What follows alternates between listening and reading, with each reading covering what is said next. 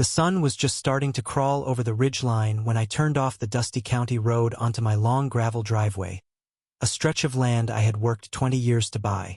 And right then, with that first glimpse of chaos spilling out across my meadow tents everywhere, coolers dragged through the grass, dogs and kids in fire pits, and in the thick of it, Karen with her neon visor and sunglasses, waving around like a queen addressing her loyal subjects, I knew deep in my gut that my Saturday was about to go sideways in a way I hadn't seen since my old days working double shifts at the mill.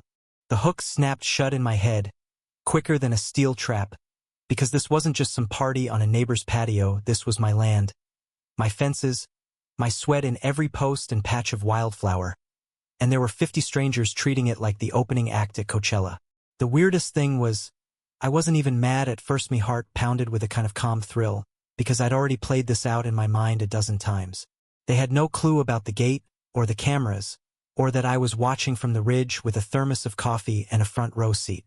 I killed the engine out of sight, watched Karen strut around with her clipboard barking orders, music echoing from a speaker, some kind of upbeat community playlist. I thought back to last summer, when her friendly neighborhood hike ended with 2 missing goats and a pile of picnic tables dumped halfway onto my property. That time I'd let it slide with a polite letter. But today she'd crossed a line even she couldn't wriggle past with that smug little wave. I pulled up the security feeds on my phone angles from the pines and the shed and the old oak just to confirm what I was seeing wasn't some bad dream. There she was, Queen Bee of Chaos, trying to look generous while ordering families around like extras in her personal sitcom. I grinned despite myself. This wasn't going to be a porch argument. This was a chess match and she was playing checkers on my board. Easing the truck toward the main gate, I passed campers who stared back at me, a few looking nervous, and Karen waving, that smile dripping with defiance. I didn't wave back. I rolled down the window and called out, just loud enough to carry, "You're trespassing on private property." Her face went from peach to beet, but she flicked her hand and started ranting about community rights, some ancient easement. That word easement, I swear, it echoes in my nightmares. I parked, locked the heavy green steel gate with a snap that echoed through the whole valley. Karen's voice wobbled across the field. "What are you doing?" I didn't bother answering. I just reversed up the hill, parked at the overlook, and settled in. From up there, I could see the whole Circashaft-built tents, campers mumbling, Karen's jaw working overtime trying to keep control. Took her about 30 seconds to realize they were trapped. She ran to the gate, tugged, tried to lift the latch, but that thing was sealed tighter than Fort Knox. 50 people and a mountain of camping gear, all locked behind steel with only me holding the key. My phone buzzed me lawyer. I answered, "It's begun." He laughed, told me to keep my cool, keep filming everything. As Karen rallied her little army, I took a stroll into the shade, thinking how hard I'd fought to keep this land, years of extra shifts, lawsuits over water rights, fights with the county just to keep the taxes from tripling. Watching her treat it like a public park made my stomach twist, but part of me just marveled at the absurd theater of it all. Then a twist out of nowhere. A man in a neon orange shirt stormed up to Karen and started arguing, loud enough to startle a couple kids. One of the women tried to use her Finino signal. That was another small victory. I'd bought this property because of the dead zone. There's nowhere for cell bars to hide out here. Confidence drained from the campers as the morning wore on. Celebrations replaced by tense whispers. Karen tried calling my name, shouting that she'd have the sheriff here in minutes. I just leaned against my truck, sipped my coffee, and let the silence do the work. Inside, my nerves were tight. This wasn't a small move. One wrong step and I'd be facing a lawsuit, maybe worse. But then I remembered the folder in my glove box. Original deed, aerial maps, photos of every no trespassing sign since day one. I was ready. Karen, for all her bluster, didn't know about the motion sensor by the creek. Anyone trying to sneak around, I'd know before they got within 100 feet. By noon, the campers tried to keep up the festival act grills going. Music turned up but the tension sat on them like a thundercloud. Kids looked around, bored, some already sunburned. I spotted 3 men hiking to the back fence, only to slog back, muddy and silent after meeting the marsh. Late afternoon, the meadow turned into a frying pan. people dragging their feet. Karen tried to call a meeting under a tarp, only half showed. I watched it unfold like a bad reality show, knowing exactly where it was headed.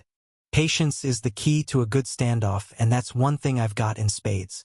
I sat on the truck's hood, feeling the heat soak through, weighing whether to confront them again or just let the stew simmer. The latter won out. That first night, man, it felt like I was sitting in the balcony at a theater, watching lanterns bob across the meadow, voices raised in frustration. Around midnight, someone lost it shouting. A cooler tossed, brittle laughter. I didn't feel malice, just a weird satisfaction as morale buckled. Come morning, I made my presence just obvious enough, parked near the gate, watched as they trickled out, sleep-starved, faces pale. Karen, looking less queenly than before, tried to negotiate. I just gave her the silent treatment, one raised hand. Quiet does more than shouting sometimes. The crowd started fracturing. My lawyer texted. Sheriff was briefed. Law was on my side. No kidnapping here. If they wanted, they could leave on foot. Nobody did. Their cars and gear were my leverage. Karen tried a power play, waved a printed easement from some website, announced her right to cross the land. I nearly laughed out loud. 2 years and a mountain of paperwork had already erased that loophole. I told her if she had a court order, I'd unlock the gate.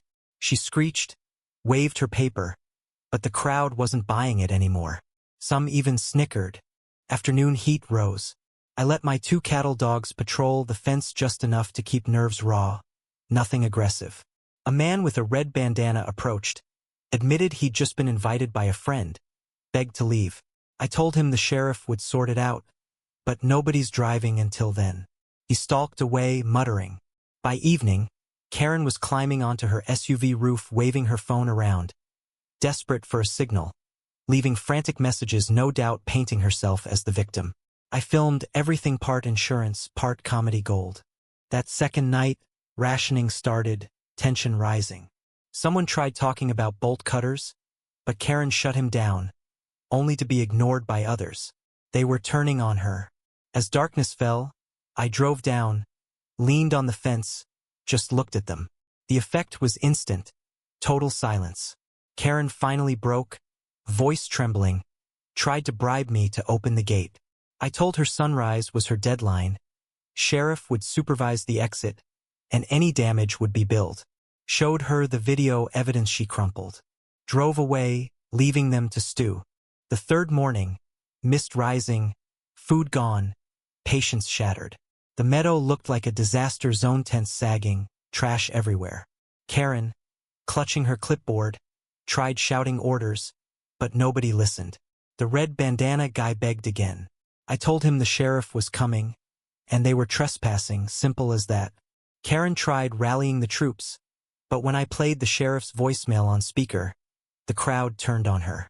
The real show, though, was the slapstick rescue at the marsh when 4 men tried to escape, ended up knee-deep in mud, Karen running over and landing face first. Even the campers laughed. By now, it wasn't me versus them, it was them versus Karen. I left them to hash it out. Around noon, a storm rolled in, thunder rumbling. I walked down, told them to pack up. Sheriff would be here soon. Karen tried to interrupt, but nobody was listening. Rain fell. Campers moved their vehicles to the gate, eyes on the sky, the ground, anywhere but me. When the sheriff showed, the campers cheered. He shook my hand, looked over the paperwork, then told the group yes, they were trespassing, yes, there'd be citations, yes, they'd be escorted out. The groan from the crowd was louder than the thunder. Karen tried to argue, but the sheriff cut her off and told her she'd pay for the damage.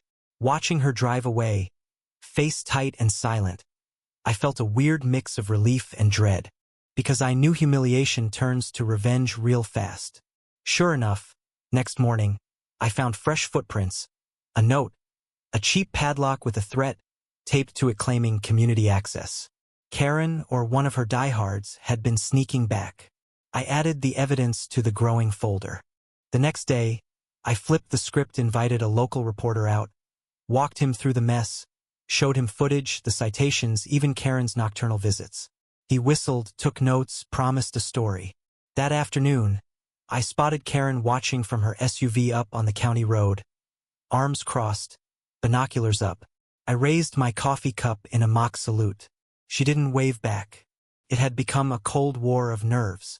Then, out of nowhere, surveyors showed up. Karen had hired her own, trying to mark some fake boundary, maybe spin a new legal angle. I called the sheriff. He had them escorted out. That afternoon, the newspaper story went live, comments pouring in, most on my side, some calling it a cautionary tale about entitlement. But Karen wasn't done. Her attorney sent a thick letter full of legal threats, claiming I was holding her hostage and violating a public right-of-way. I laughed, sent my lawyer's response to counterclaims for damages. Meanwhile, Karen started posting online, painting herself as a victim of rural vigilantes. I forwarded it all to my lawyer and kept my camera rolling. That night, a drone appeared over my meadow. Karen's next move. I filmed it, another escalation, more evidence. The days turned into a weird blur of defensive routines, walking the perimeter, moving cameras, picking up flags and new notes, the dogs growing restless, every little thing feeling like a fresh test. 6th day, Karen rolled up with a convoy of cars, camera crews, activists, bullhorns, speeches, chants about public land, all while standing next to giant, private property signs. I kept my cool, filmed everything, handed evidence to the sheriff. Karen tried to make a spectacle, but when the deputy threatened arrest, she retreated, public performance crumbling in the rain. The legal side started moving. My wire restraining order against Karen, bills for cleanup and damages, her attorney trying to quit the case. At last, after a week, the land was quiet again. I spent my days cleaning up, sowing wildflower seeds where tents had wrecked the meadow. The local paper ran a follow-up, headline calling it a cautionary tale. Karen kept posting her story, but now the comments were against her, and the county's verdict was clear. One last grandstand. Karen parked on the county road, streamed her truth, but never crossed the line. I sat on my porch, calm, filming, knowing every move was now on the right side of the law. When she finally drove away for good, I walked the fence line one last time, the dogs at my side, stars overhead. The land was mine again, not just in deed, but in fact and feeling, the quiet restored, the chaos past. Looking back, I realized defending your ground is less about aggression than about patience, about knowing when to act, when to wait, and when to document everything. Entitlement always collapses in the face of steady, factual persistence. So that's how it ended. For Naomi, gate locked, my wildflowers planted, my story told not just on paper, but in every footstep across this land I fought for. Maybe Karen will try again, maybe she won't, but the line's been drawn, the law's been served, and my peace hard-earned as it isholed steady. What would you have done in my boots? Was I right to stand my ground, or should I have handled Karen differently?